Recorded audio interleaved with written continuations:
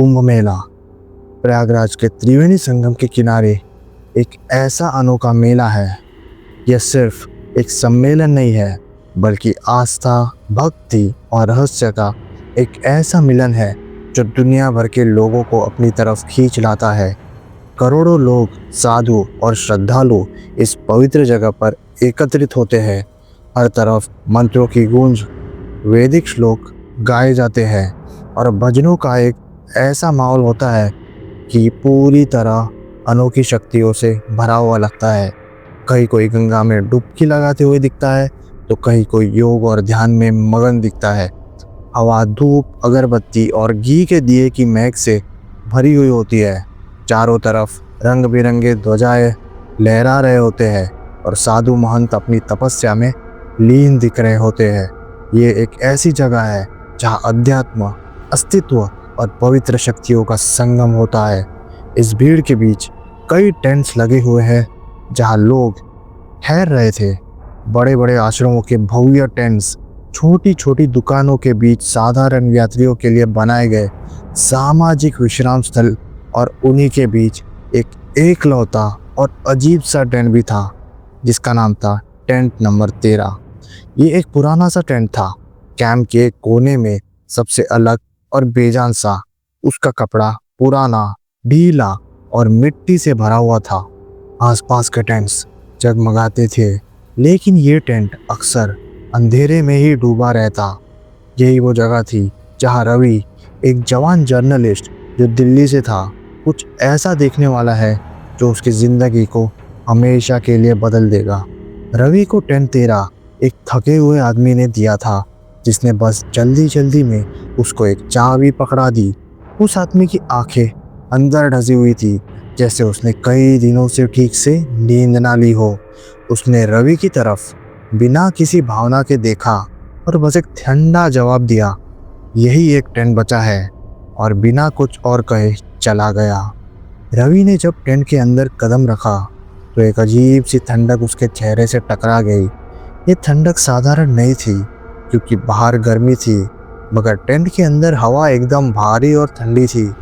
कपड़ों से बनी दीवारें पुरानी और फटी हुई थी, जिसमें जगह जगह छोटे छोटे छेद थे। यह टेंट दूसरे टेंट से काफ़ी अलग लग रहा था, बेजान, वीराना, जैसे कोई जगह को कभी छूने भी ना आया हो। अंदर हवा में एक अजीब सी बदबू थी, एक मिली-जुली सुगंध जो पुराने कपड़ों, मिट्टी और किसी और अजीब चीज़ की लग रही थी। रवि ने सोचा, शायद ये सिर्फ एक अजीब इत्तेफाक है या फिर उसका थकान का नतीजा। वो यहाँ कुंभ मेले के बारे में लिखने आया था, आराम करने नहीं। पहली रात कुछ खास नहीं हुआ। थका हुआ रवि टेंट के एक कोने में बिछाए गए पतले गद्दे पर लेट गया और जल्दी ही गहरी नींद में सो गया। लेकिन दूसरी रात सब कुछ बदल गया।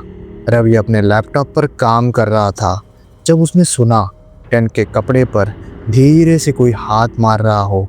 पहले ये आवाज़ इतनी धीमी थी कि उसने सोचा कि शायद कोई जानवर या हवा की वजह से हो रहा हो, जैसे एक हल्का सा खटखटाना, एक नरम सी चुप चुप के होने वाली आहट, जैसे किसी ने टेंट के बाहर से उसकी दीवारों को हल्का सा छुआ हो। लेकिन जब उसने कान लगाकर ध्यान दिया तो ये आवाज़ धीरे धीरे तेज होने लगी। एकदम संभल कर रवि ने अपना काम बंद किया, स्क्रीन से आंखें हटाकर इधर उधर देखा। आवाज़ रुक गई। उसने सोचा कि ये शायद उसके दिमाग का वहम है, या शायद कोई नॉर्मल चीज़ हो सकती है। उसने फिर से लैपटॉप की तरफ ध्यान दिया, लेकिन जैसे ही उसने टाइपिंग शुरू की, वो आवाज़ फिर से आई। इस बार ये ज़्यादा तेज़ थी, एक हल्की सी फुसफुसाहट भी साथ थी, जैसे कोई बिना शब्दों के कुछ कह रहा हो, एक बेचैनी भरी सांस की तरह। ये एक अजीब आवाज़ थी, ना पूरी सुनाई देने वाली, ना पूरी चुप होने वाली। और तभी एक और चीज़ हुई। रवि के लैपटॉप की स्क्रीन एक पल के लिए झिलमिलाने लगी, जैसे उसमें कोई ग्लिच आ गया हो। पूरी टेंट में एकदम अचानक ठंडक बढ़ने लगी, एक ऐसी ठंडक जो सिर्फ ठंड से ही नहीं, बल्कि एक अजीब से बदबू से भी भरी थी। रवि की सांसें तेज़ होने लगी, उसकी हाथ ठंडे पड़ गए। उसने अपने आप को एक कंबल में लपेट लिया, लेकिन उसका दिल जोर जोर से धड़क रहा था। और फिर उसने देखा टेंट की दीवार पर एक परछाई चल रही थी। ये परछाई एक आम इंसानी परछाई नहीं थी। ये लंबी थी, बेआकार थी, जैसे एक जीवित अंधेरा हो। इसके हाथ पैर एक अजीब तरीके से लंबे थे, जैसे वो किसी इंसान का अंश ना हो, बल्कि किसी और दुनिया से आई कोई चीज़ हो। ये किसी बाहर की चीज़ की परछाई नहीं थी, ये टेंट के अंदर ही थी। रवि की आंखें फट गई। उसका शरीर एकदम जमसा हो गया, जैसे उसके पैरों में जान ही ना हो। वो भागना चाहता था, लेकिन उसका शरीर हिल भी नहीं पा रहा था। परछाई धीरे धीरे हिलने लगी और उसका रूप बदलता जा रहा था, जैसे वो रवि की तरफ बढ़ रही हो। रवि महसूस कर सकता था कि कोई उसके करीब आ रहा है, एक भयंकर ताकत जो उसके रूह को अंधेरे की तरफ खींच रही थी। उसकी सांसें रुकने लगी थी, उसका गला सूखने लगा था।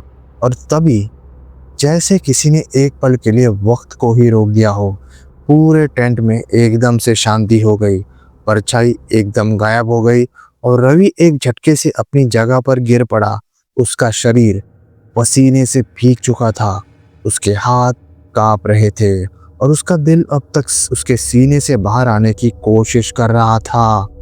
अगले दिन रवि ने कुछ साधुओं से बात की, ये जानने के लिए।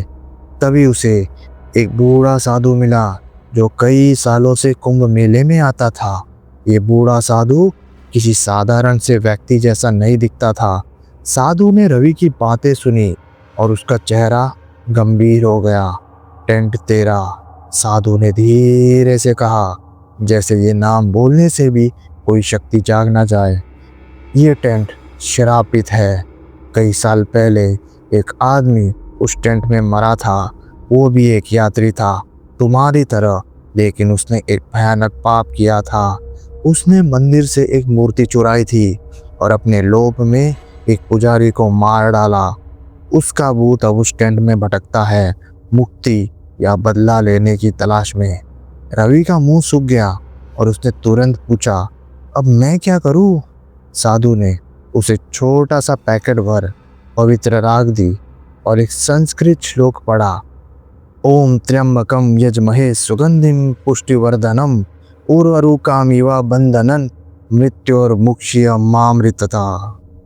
हम 3 नेत्रों वाले भगवान शिव की पूजा करते हैं, जो सुगंधित है और सभी प्राणियों का पोषण करते हैं।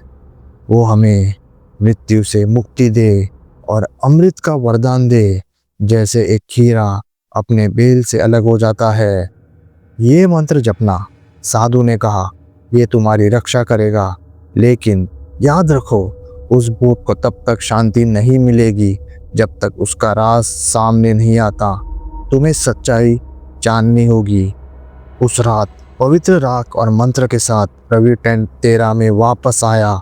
फुसफुसाहट तुरंत शुरू हो गई, लेकिन इस बार वो तैयार था। उसने टेंट के चारों तरफ राख छिड़की और एक दिया जलाया। परछाई फिर से नजर आई, लेकिन अब वो कमजोर लग रही थी। रवि ने मंत्र जपना शुरू किया। ओम त्र्यंबकम यजमहे सुगंधिम पुष्टिवर्धनम उर्वरुकामिव बंधनन मृत्योर्मुक्षीय मामृततः। हवा भारी होने लगी और फुसफुसाहट एक आवाज में बदल गई जो दर्द से भरी हुई थी। तभी एक डरावनी आवाज आई, मैं एक चोर था।